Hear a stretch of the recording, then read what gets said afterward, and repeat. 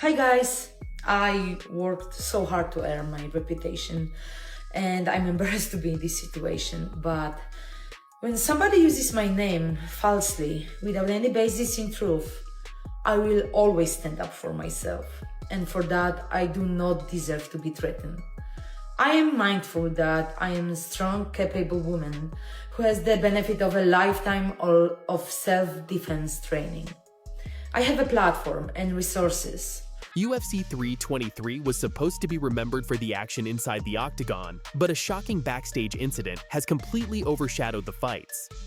Former light heavyweight champion Jamahal Hill and UFC Hall of Famer Joanna Jedrzejczyk got into a heated confrontation that was caught on camera, and it's taken the MMA world by storm. Hill was heard threatening to knock out the former strawweight champion. Joanna fired back with a powerful statement, and now other fighters are getting involved. This story has layers, and we're breaking down everything that happened. Let's get into it. That most women don't have. So I empathize with the women who are disrespected and threatened and lack the power and means to stand up for themselves and to stand up for the truth. I expect more from the society. I certainly expect more from athletes in our sport. I want to thank the UFC security and staff for their professionalism. I consider this matter closed, and I wish everyone a happy and healthy holiday season. It all started when a brief video went viral over the weekend showing an intense backstage confrontation at UFC 323. In the clip, you can see Jamahal Hill being extremely aggressive toward Joanna Jedrzejczyk, who's being held back by security.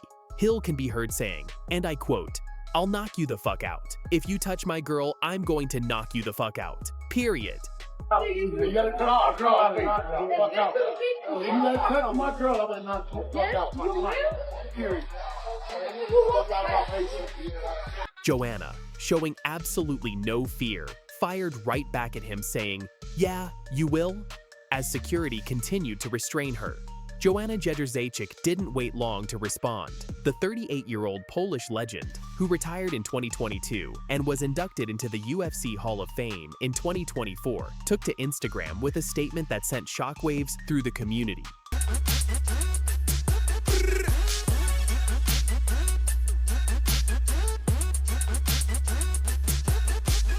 Let me read you what she said. "I worked so hard to earn my reputation, and I am embarrassed to be in this situation.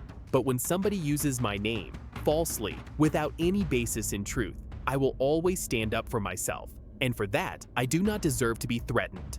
Hi guys, I worked so hard to earn my reputation and I'm embarrassed to be in this situation, but when somebody uses my name falsely without any basis in truth, I will always stand up for myself, and for that I do not deserve to be threatened.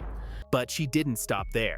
Joanna went on to say, "I am mindful that I am a strong, capable woman who has the benefit of a lifetime of self-defense training. I have a platform and resources that most women don't have. So I empathize with the women who are disrespected and threatened and lack the power and means to stand up for themselves and to stand up for the truth. I expect more from each of us as individuals and as a society, and I certainly expect more from athletes in our sport, especially former champions." I am mindful that I am a strong, capable woman who has the benefit of a lifetime of self-defense training. I have a platform and resources that most women don't have. So I empathize with the women who are disrespected and threatened and lack the power and means to stand up for themselves and to stand up for the truth. I expect more from the society. I certainly expect more from athletes in our sport. She ended by thanking UFC security and stating she considers the matter closed, wishing everyone a happy holiday season. This statement was powerful, dignified, and it put the spotlight right back on Hill's behavior. But the story was far from over. Jamahal Hill wasn't going to stay silent. He posted a lengthy video on his YouTube channel explaining his version of events, and it's a wild story with a lot of twists. First off, Hill immediately shut down rumors that his girlfriend was even at the event. She confirmed on Instagram that she wasn't there. She was at home drinking wine and watching the fights. So the whole "don't touch my girl" thing, his girlfriend wasn't even present. Hill says he was at UFC 323 with his younger brother.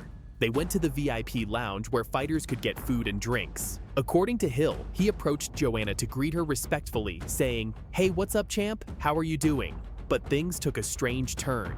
Hill claims Joanna immediately started asking, "Where's your girl? Your girl's not here?" And then began saying things like, "You're Mr. Big Player Man, Mr. Big Time, and I don't know how you get down in America, but I'm from Poland. We're real gangsters." Hill says he was completely confused and kept asking her what was wrong, what had upset her, but she wouldn't give him a clear answer. Instead, according to Hill, she escalated, threatening him and saying she should have smashed your girl's head in.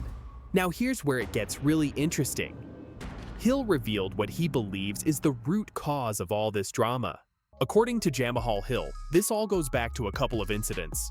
First, years ago in New York around the time of UFC 229, Hill admits he tried to hook up with Joanna. In his words, "I shot my shot, I tried to smash. Nothing happened, it didn't work out," and Hill says he told his current girlfriend about it because he's transparent. Fast forward to a recent event where Hill, his girlfriend Joanna, and Joanna's manager were all seated at the same table. Hill claims Joanna's manager kept dropping hints about New York, trying to create drama with his girlfriend. Then, according to Hill, the manager asked Joanna in front of everyone, "You had sex with Jamahal?" Something Hill says he never claimed happened. He only said he tried. Hill says Joanna got embarrassed and jumped up saying, "No, I'm not like that. I'm from Poland. We've got morals. We don't do that." So Hill believes Joanna was upset because she thought he was spreading false information about them hooking up, when in reality, her own manager created the awkward situation. Hill showed screenshots of old DMs between them to prove his point, and he maintains that he never got aggressive with Joanna at UFC 323, pointing out that security was holding her back, not him. But wait, there's more. Joanna's teammate and friend, former light heavyweight champion Jan Blachowicz, has now entered the situation and he is not happy. Blachowicz, who also fought at UFC 323, a challenge to Jamahal Hill. Speaking to Issue Polish Media, Jan said, "If he's tough enough to insult Joanna, then I'm inviting him. It's not sportsmanlike, and if he talks like that, we can settle it in a non-sportsmanlike way. When it comes to that, I've got more experience outside the rules than inside them. Outside the ring, he might be surprised when he runs into me and there's no one there to say stop. So now we've got another former light heavyweight champion willing to step in and defend Joanna's honor. This is escalating quickly. Some rumors also suggest that Hill's partner may have told Joanna that Blachowicz was washed after his fight ended in a draw, which could have added fuel to the fire. Though this hasn't been confirmed. The MMA community is divided on this one.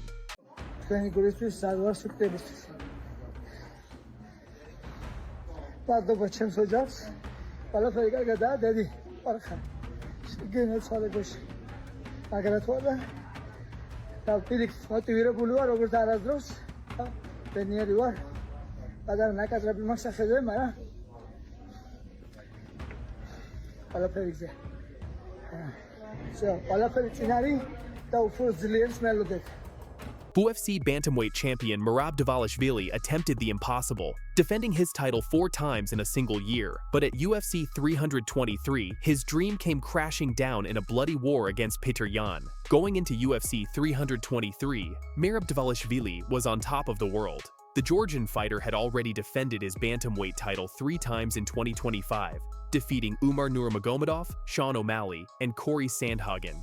The win over Sandhagen came in early October, and incredibly, Dvalishvili immediately pushed for a 4th defense before the year ended.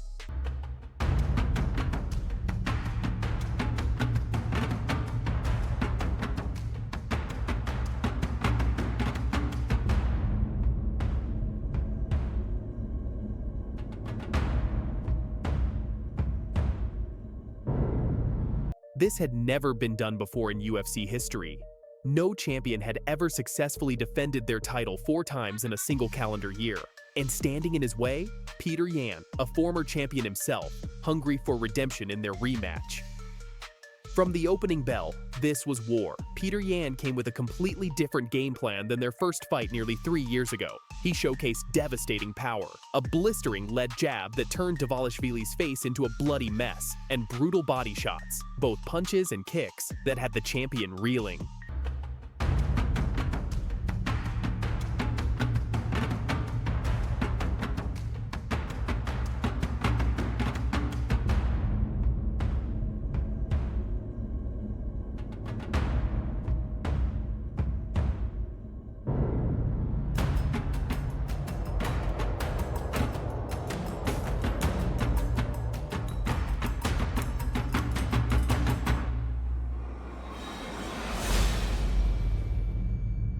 Dvalishvili, true to his nickname, The Machine, refused to quit. He pressed forward despite the punishment, attempting to make it a grueling battle.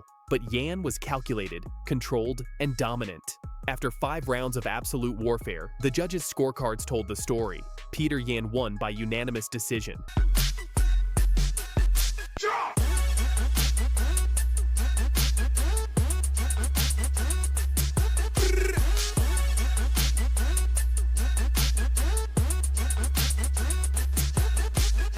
The damage was severe. UFC CEO Dana White posted a photo from Backstage showing Dvalishvili's battered face with one word: savage. The fight was immediately declared Fight of the Night, earning both fighters an extra $50,000. But for Merab, the money meant nothing. His title was gone. On Monday, just days after the devastating loss, Merab Dvalishvili broke his silence on social media with his first official statement. In a message that showed both humility and determination, he wrote, "Tonight wasn't my night, but I will be back stronger than ever. Thank you everyone for your support."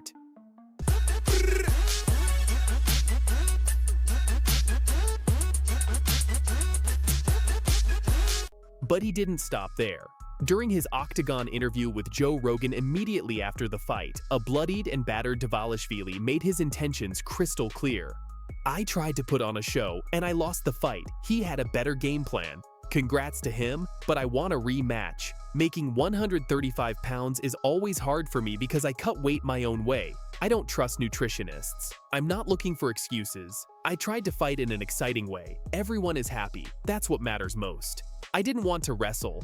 Fighting was boring. I wanted to stand and trade with him, and today he was better. I tried to give all entertainment fight, good fight, and I lost today. He was better game today, and congratulations to him. But I wanna rematch. I wanna run it back.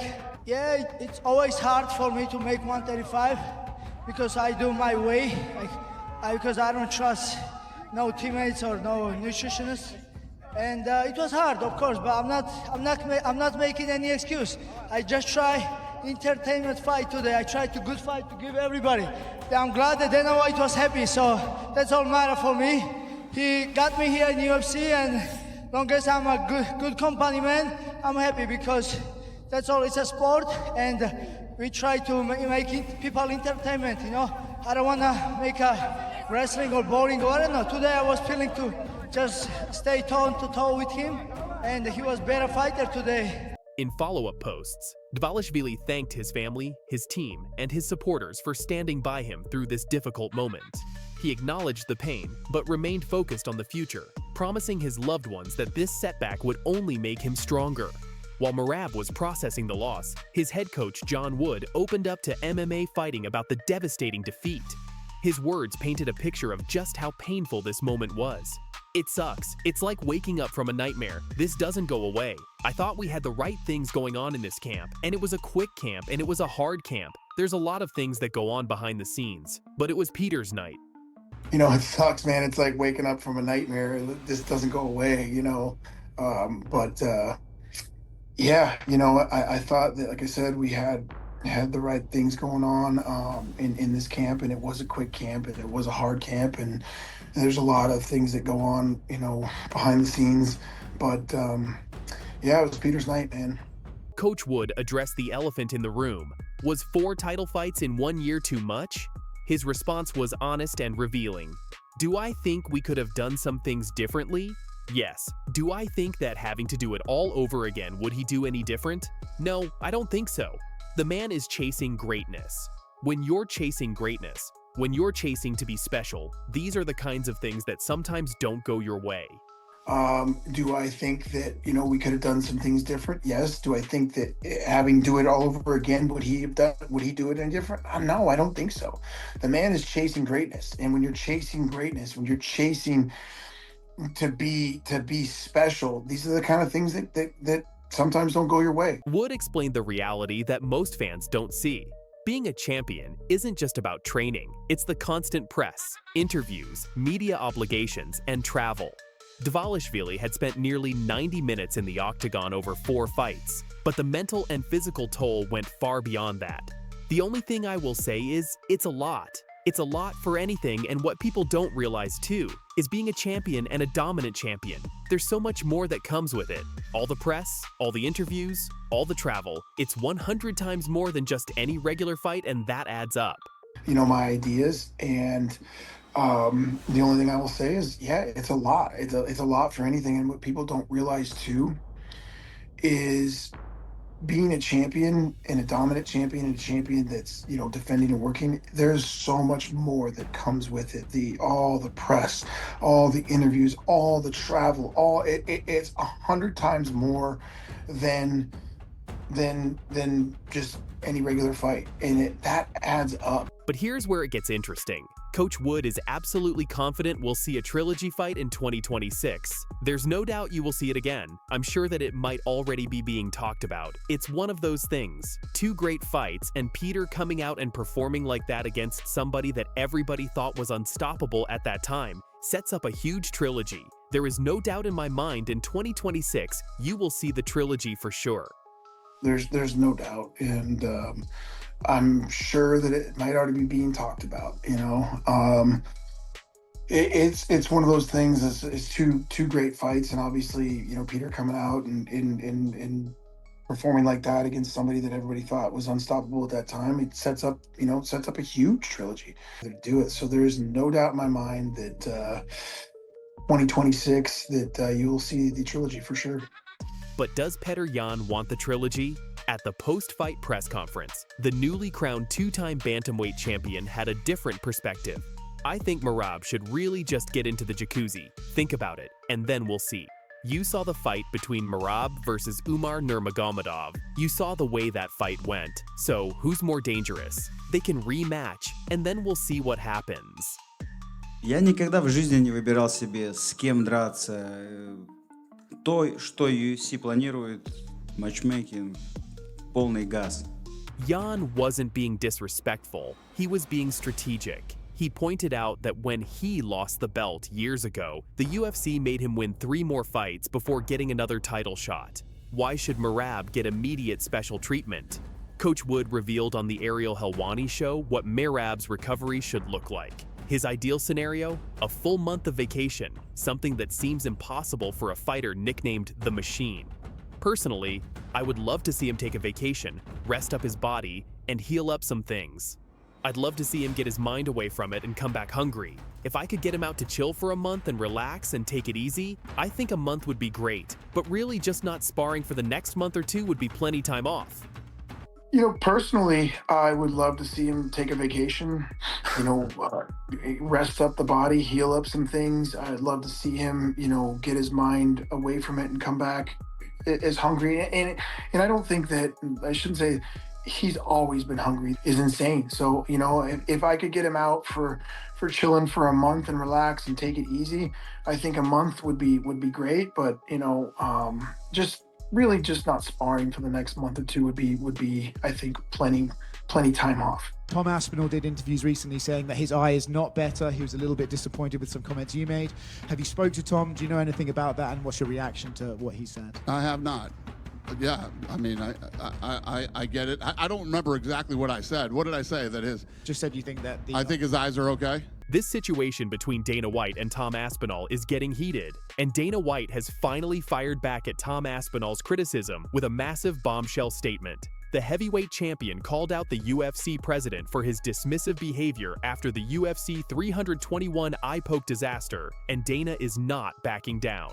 Stay tuned because we've got Dana's full response, the complete timeline of this beef, and Tom Aspinall's latest Twitter message that has everyone talking. Let's get into it. And I know Tom said, you know, I haven't even talked to him and all that stuff, but we have people all over him right now, you know, checking up on him, making sure he's good.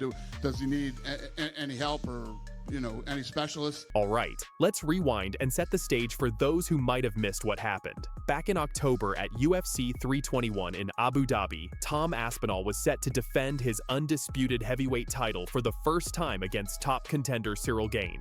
This was supposed to be a massive fight. The Etihad Arena was packed and fans around the world were hyped. Guys, I just got fucking poked knuckle deep in the eyeball. What the fuck? Why are you booing? What am I supposed to do about it? I didn't do the fucking poke. I can't see. This is bullshit. The fight was just getting going. Complete bullshit. I'm pissed. But then, disaster struck.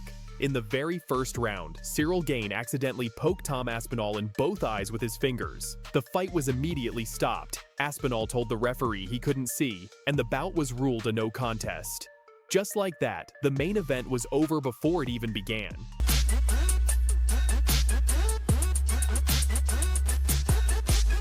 The crowd in Abu Dhabi, they absolutely booed the outcome. Fans were furious, disappointed, and felt robbed of the fight they paid to see. But here's where things got controversial. At the post-fight press conference, Dana White's reaction raised a lot of eyebrows. Instead of showing sympathy for his heavyweight champion, who just suffered a serious eye injury, Dana seemed frustrated and dismissive. He praised Cyril Gane's performance and made comments that suggested Aspinall didn't want to continue, rather than acknowledging he physically couldn't continue due to the foul. After the Jones fight, a lot of people wrote Cyril Gane off. He looked damn good tonight. Would you like to just rebook these guys as soon as Tom is able to get back in there? Yeah, total pain in the ass, but yes, as soon as possible. It's unfortunate that it ended the way that it did, and yes, I think that there probably will be a lot more interest in the rematch after they saw, you know, he had Tom bloodied up, and you know, Tom didn't want to continue in the fight, so the rematch is very interesting. That's where this whole controversy started, and it's been snowballing ever since. Fast forward to this week, Tom Aspinall appeared on the Ariel Helwani show, and he did not hold back. The British heavyweight champion opened up about how disappointed he was with Dana White's behavior following UFC 321. Slightly disappointing because he was already giving updates on my health and he had no idea what had gone on. So disappointing, mate. Disappointing. Aspinall revealed some pretty shocking details. First, he said Dana initially gave incorrect information about his eye injury, claiming he had no damage and that his eyes were fine. But the reality? Aspinall has been diagnosed with a rare condition called bilateral Brown syndrome in both eyes. He's suffering from persistent double vision, reduced eye movement, significant visual field loss, and may even need surgery. Doctors haven't given him a timeline for when he can return to training, and there's talk he might not fight at all in 2026. But what really hurt Tom was Dana's insinuation that he quit. Aspinall fired back saying, and I quote, "I didn't continue, and I'll tell you why I didn't continue. Because I'm not a fucking dummy. I'm not going to go out there and fight one of the best strikers in the world if I can't see. If it's a legal move, we have to fight through it. But when it's a foul, why am I going to put my health at risk when I cannot see at all?" Well, listen, I didn't continue. I'll tell you why I didn't continue. Because I'm not a dummy. Like, I'm not going to go out there and fight one of the best strikers in the world if I can't see. If it's a illegal move, we have to fight through it. That's what we do as fighters. But when it's a foul, why am I going to put my health at risk when I can't see at all? Now here's where things get spicy. After UFC 323 in Las Vegas this past Saturday, Dana White faced the media and was asked directly about Tom Aspinall's criticism. And folks, Dana came out swinging with his defense. Dana started by admitting he doesn't remember exactly what he said back at UFC 321, asking reporters, "What did I say? That I think his eyes are okay?" But then he doubled down on his position with this bombshell statement. "I know Tom said I haven't even talked to him and all this stuff, but we have people all over him right now, checking up on him, making sure he's good. Does he need any help or any specialists?" Obviously, and I know Tom said, you know, I haven't even talked to him and all that stuff, but we have people all over him right now, you know, checking up on him, making sure he's good. Does he need any help or, any specialists. So Dana basically confirmed Tom's point about not speaking to him directly, but tried to justify it by saying the UFC has staff handling it. Then came the key part of his defense. I'm no doctor, I'm just saying what I've heard. It wasn't said in a way to be detrimental. I said I think Tom's eyes are good. He's going to take some time, heal and come back. That's all I said. I wasn't saying anything negative towards him. I think things can be taken out of context, or he didn't see what I said because I don't even remember what the fuck I said. I'm no doctor. I'm just saying what I've heard, and that was in no way, it wasn't said in a way that they're like, oh, what do you think? I said, I think he's fine. Or it wasn't like that. I said, I think Tom's eyes are good. He's going to take some time, heal, come back to, that's all I said. I wasn't saying anything negative toward him. And I think that things can be taken out of context, or he didn't see what I said, because I don't even remember what the fuck I said. And here's the bombshell quote that's making headlines. Never once did I say anything negative about him or in a derogatory way. Never once did I say anything negative about him or, in a derogatory way. Dana went on to say he's sure Tom is upset and fired up, but that he'll get better and they'll get him back in the octagon. It's classic Dana White, acknowledging the situation but refusing to admit any real wrongdoing.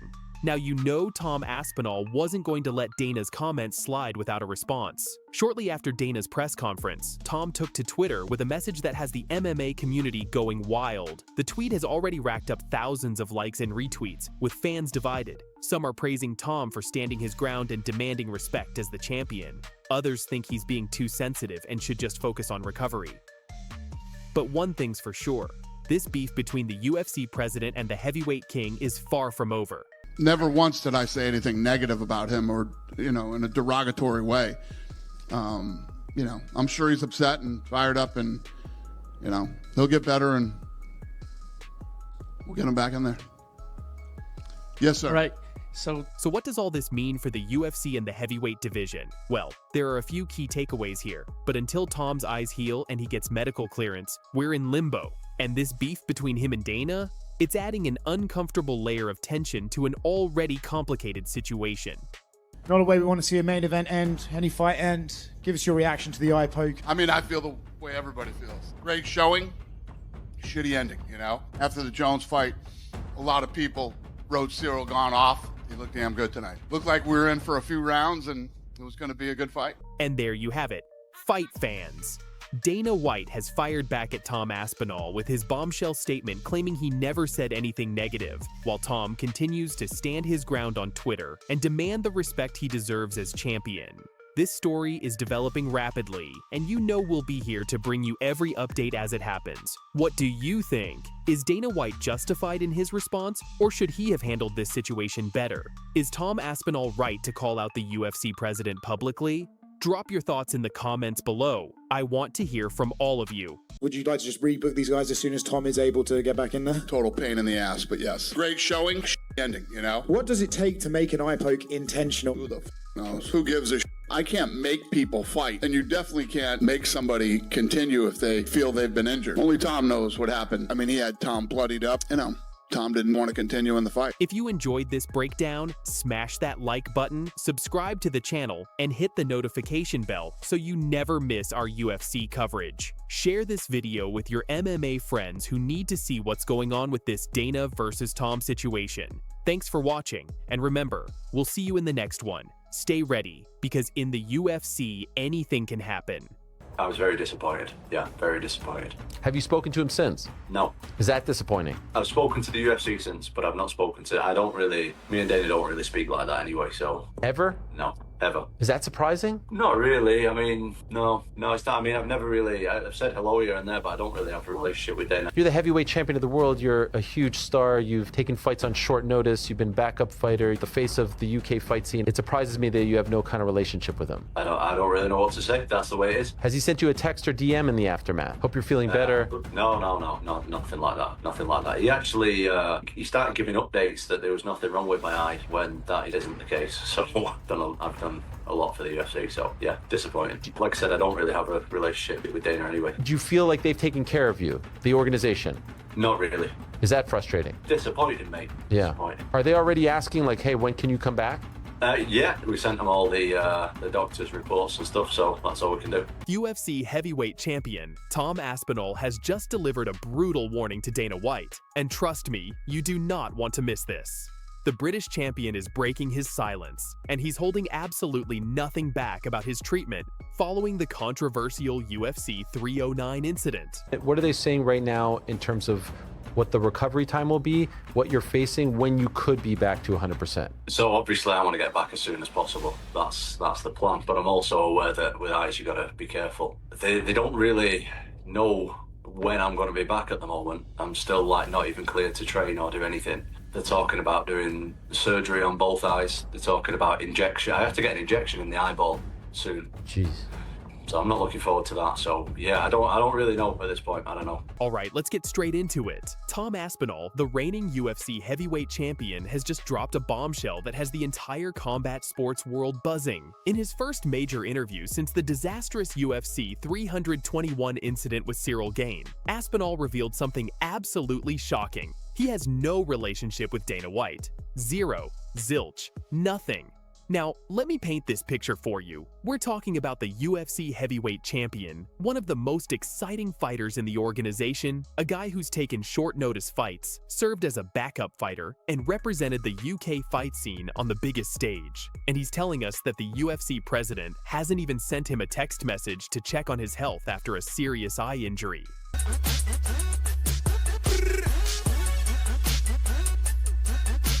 Aspinall didn't hold back, stating he's very disappointed with how the UFC has handled the situation. He revealed that Dana White gave updates about his condition to the media without even speaking to him first. Think about that. The man is in the hospital dealing with a potentially career-threatening injury, and he's finding out what his boss is saying about him through the media. That's not just disappointing, that's disrespectful. Now let's rewind and talk about what actually happened at UFC 321 in Abu Dhabi. Aspinall was facing off against the dangerous French striker Cyril Gane, and everything was going according to plan until disaster struck. Late in the first round, Gane's fingers went straight into both of Aspinall's eyes, what Tom himself calls a double eye gouge, not just a simple eye poke. Take a moment. Take a moment. Yep, that's it. Oh, yeah. Take a moment. Right over here. Yeah, that was over here, please. Tom. A pretty bad one. Give me a cloth. Give me a cloth. Yeah, sort of dug in there. Oh, Both that eyes. left one was the worst. I was looking at the right eye. Seems like the right eye is the one that's bothering some you. water right now. Sometimes those scraping motions are worse than just taking a finger. The damage was severe.